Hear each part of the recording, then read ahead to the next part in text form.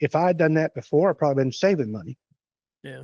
And I learned that way. It was just a hard lesson to learn, but it's something that didn't kill me. I mean, financially, it didn't ruin me, but I could have spent that money on them earlier if I'd been a little smarter, maybe a little less ego.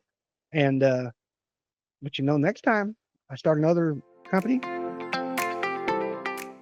Hey, Chris G here, Hard Hat CEO. And I love having guests, and not that Kevin's not a guest, but these solo things are kind of fun, Kevin. I get to talk about things that I know, or at least I think I know, and at least my experiences, put it that way.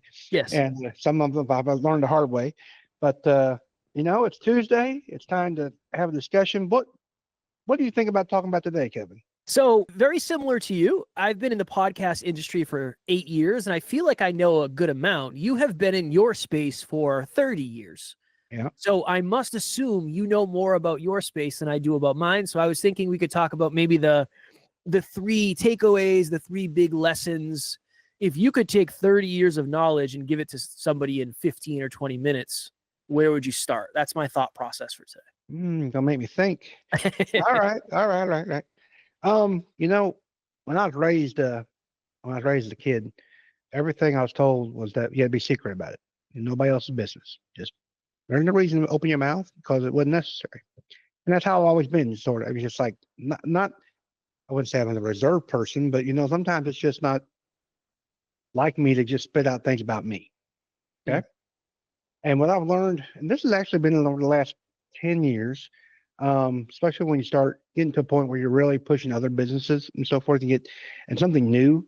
And that's just tell everybody everything. Now, I don't mean get crazy on me like a cousin. It's like you wonder why you tell me this, but I mean, you're a walking billboard. You got to tell people what you're doing because they don't know. And then you'll be amazed. It's just like gossip, or use that grapevine to your advantage. Tell people, and then they'll tell other people. And now, don't lie. It's just that happens. I'm not big on gossip, but gossip can be a positive just as a negative. Depends on what the subject is. And it helps your sales. It helps your referrals. I learned that by watching other people and thinking, why? And they just tell everything. But then they're very successful and they have opportunities show up that those opportunities wouldn't have arose if they hadn't opened their mouth. Yeah. And I found the same thing that I probably struggle at a little bit, but I just need to tell people. So in conversations and so forth, what are you doing? Or you're at church, or you find people at the grocery store. You ever go to Walmart? Well, y'all have Walmart there? You go to Walmart and you see people you ain't seen them in a while. What are you doing? Well, then you got to tell them. And you might not. And the old Chris would have said, nothing. Today I'm saying, well, I'm doing a podcast. Hard Hat CEO. You do a podcast? Yeah. All right, I'll tell you a story. This happened just 2 weeks ago. And I've been doing the podcast for, well, in June, it'll be a whole year. And my dad calls me. He said, Chris, you doing a podcast? Because I kind of mentioned it to him, but I hadn't really gone out my way to tell him about it. I said, yeah. Oh, people asked me about it. I said, well, that's good. That means they're listening, Dad. And what's it about? And I told him about it. It's like, I wasn't necessarily hiding it from him, but it's just one of those things that I mentioned a couple of times. I didn't think they realized what I was doing. And then, I'm going to get into coaching, going to help these people, run their own business and so forth. So the point being is, the more you tell, the better off you are. And then maybe they get back to your parents and they can call you about it. So. Huh? Do you have any advice for somebody who, you said it's been kind of like the last 10 years where you really have gotten into it? Do you have any advice to help somebody start talking about it more? Well, it's always got to be top of mind. You're the salesman now, whether I know you're CEO that I'm trying to get you to, but even the CEO, you're always promoting your own stuff. And hopefully you're promoting more stuff as a CEO than just your one business, your money trees of the orchard. But before I said 10 years, we've been doing this a long time, and I've been doing it, but I had partners, and I kind of relied on them to kind of, do the thing, and I kind of stepped in the background and did some stuff. But as I evolved and became more doing other things and stepping out on my own, that's where I had to realize that I had to do this. As far as helping other people, top of mind, just get in the habit.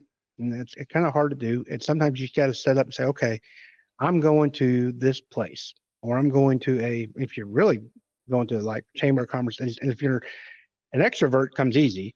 If you're an introvert, then you have to force yourself and say, okay, I'm going to at least bring it up twice today at this meeting. I'm going to mention it twice, and eventually it'll become a habit, and you're just talking about it. And what you'll find is that if you mention it and in a way that people become interested, they'll just carry on the conversation, and you go back and forth. Mm. And carrying on conversation is this is a really good one. Always ask about the other person, because people love talking about themselves. But then you think about, okay, now I've got you ask that question that eventually you're going to come around to you mentioning your business or your topic or whatever you want to bring up. Yeah. But get them in the mood first, and their juices are flowing, and you'll find that place to interject, and it just then they'll take off on that too. So and we're going to talk a little about some other stuff in the future episodes about sales and about listening. But listening is the opportunity to put your stuff in. It's just the right moment. So yeah, you find if you ask somebody what they do, they're most likely going to ask you what you do, and it's going to be an opportunity. So I could not agree with that more. Okay, cool. All right, what's point number 2? Second lesson. You got to turn stuff over. You just can't do it all yourself. That's your favorite. Your favorite word in the dictionary is delegate. Yeah. And I used to be very, my wife said I was quite anal about how things were done. And what I learned was that not everybody are Chris G's, not everybody's Kevin's, and you got your own way of doing things, and you think it's probably the best, and you know it's the best because that's how you used to do it. But sometimes you just got to let people do, as long as it gets done. It really don't matter how it's done, as long as it's done right, legally safe, all that good stuff. But did it get done? Yes. And if you feel strong, if you're watching a person, say you got one of your workers, and they're doing it, but it's not the way you do it. Sit back before you jump on them and say, "Hey, look at it and say, okay, is my way any better or any faster?" And sit back. I mean, be honest with yourself. Just don't be saying, "Yeah, it's better because it's mine." Look at it. You might learn something yourself if they're doing something differently. But if it's not any better or any faster, it's just different, then let it be. Now, if you feel strongly about it, then make a suggestion. Don't call the person on the carpet and say, "Hey, can I show you something? Or this is what I learned, or this is what my grandpa told me." I mean, make up something if you have to, but show them some of their ideas, and maybe that will be better. But as long as it gets done, one day we were getting ready to go to work. This was years and years ago. My kids were young, and I had my daughter do something, and we were in a hurry. I was going to work, but I forgot something. Hey, would you mind getting out of the truck and go and do this? And I'm watching her, and I caught myself. That's not how I do it. But I thought, it doesn't matter because I'm not doing it. I asked her to, and she's doing it the best way she knows how, and it got done. It's a big deal that it's not the Chris Gilman way. It got done, and you didn't have to do it, Chris. You were busy doing something else. I was actually in the car with my other child, and so it's all good. And you got to look at it that way sometimes. Is somebody else doing it, and at least getting it done, more valuable to you because you're not spending your time doing it yourself? How much is your time worth? And is it better doing something else besides telling them how to swing a hammer or push a broom or whatever the hell they're doing that you don't agree with particularly? So have you had a new perspective on something that you like recently? Have you had an experience where you caught yourself doing that? Yeah.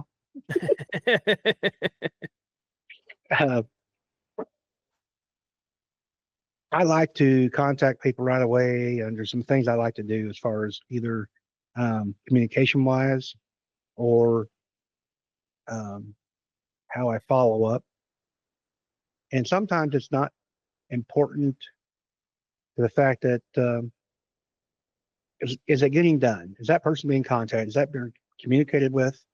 I think clients being communicated with is very important. And as long as it's getting done and the communication's there, how I choose to do it versus my workers, uh, it doesn't matter. Hmm.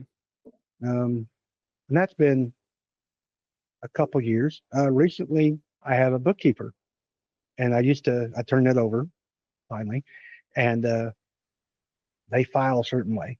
I hate filing anyway. Yeah, I filed a different way, but the hell with it, you know? Hmm. I ain't getting over there. I ain't filing nothing. And as long as I can ask that person to find it for me, who cares? Hmm. Make it happen. It's your job. It don't matter to me. Good example. Okay. Yeah. All right. All right. What's number 3? Sometimes you got to realize that you're not the best person for the job. Mm. That's kind of hard sometimes to, well, it shouldn't be hard, but sometimes your ego gets ahead of you. And what I mean by that is I've been trying, um, there was a company I was trying to start, and we worked on it. And I just wasn't getting I was getting traction, then we'd fall back. You know, when you get some traction again, you'd fall back. And it was just really frustrating. But I knew something had to happen. And I knew we had at least in my mind, we had a good product. Everything showed that it should be working. And it come down to the fact that I didn't have either the expertise, and if I could probably get the expertise, but I didn't have the time to figure it out. Hmm. And it was better to get somebody in that place. And I just turned it over to him. I said, listen, this is the last point. I'm kind of done. I need you, and here's your goals and your roles. And based on the information I researched them, I said, based on what I find, that I think you're the person to make this happen. You've done it before, and I haven't. Um, so I turned it over. They said, this is a big project. I said, yeah, I know. And they said, will you be, I need your support. I said, you have my support. I said, you go make that happen.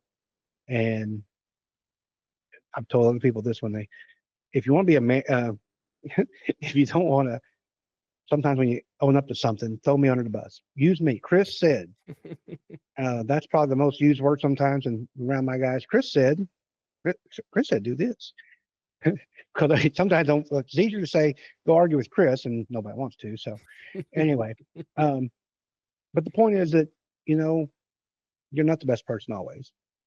And we talk about when you want to take over and turn stuff over and you evaluate the time you spent in the things you do in a day, you'll realize that a lot of times, not always, but a lot of times you're the I guess the neck of the funnel. You're the bottleneck. You know, you're the one slowing things down. And you know, you just got to step away. Now, that doesn't mean I talk about letting go and staying in the know. It doesn't mean just forget things and just let it be. You got to keep track of all that, and there's lots of ways to do that. That might be another episode, but you got the key performance indicators. You got income statements. There's things that you can look at, and you need to look at regularly just to stay on top of things. But when you find something that's not right, then you turn to that person who you've held responsible to get it fixed right. This is what we agreed on. Here's what you need to do. Why isn't it happening? And it's could be something very simple, could be very difficult. I guess even to a point where it could be that person that you hired is not the right person.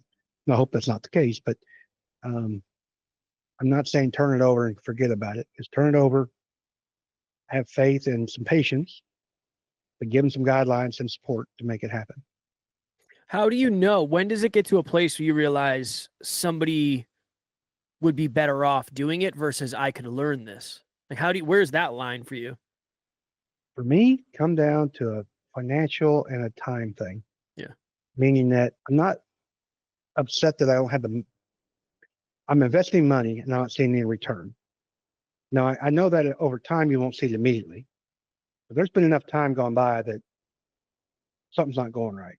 Mm. And something needs to change.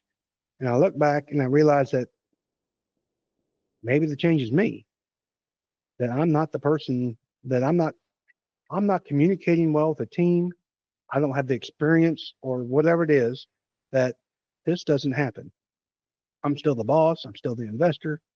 I'm going to say boss. I'm the boss at the end of the day. I'm the one ultimately responsible.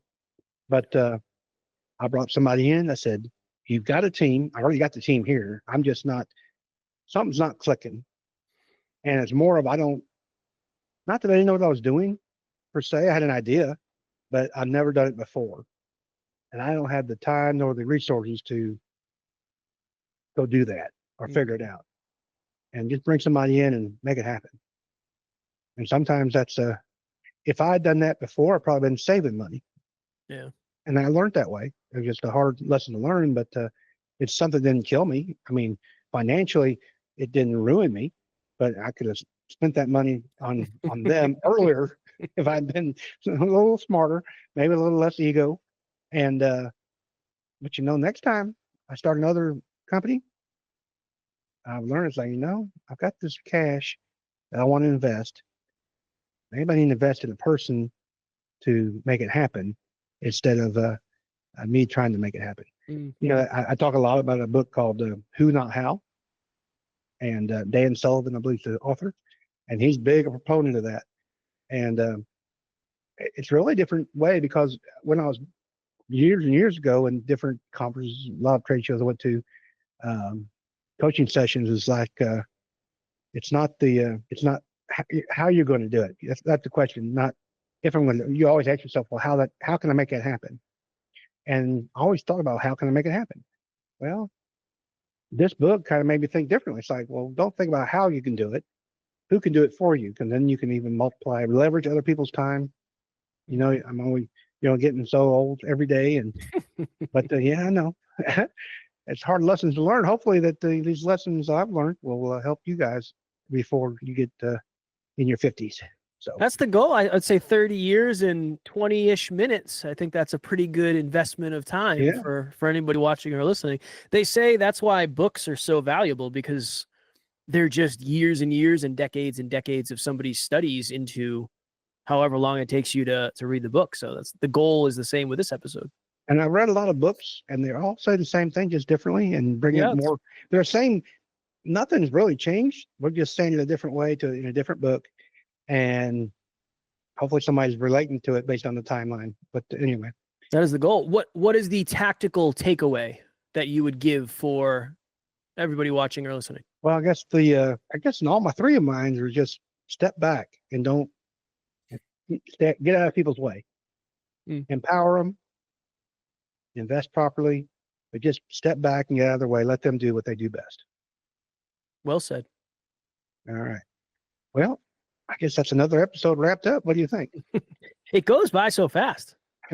Well, if you guys liked what me and Kevin talked about, or want to talk about something else like that, have any questions for me, Chris G, it's in the show notes. Got a link down there. You can set up a time. We can talk and answer any questions you might have, and possibly maybe work together. So thank you, Kevin. Always. All right. Y'all have a good day. Bye-bye.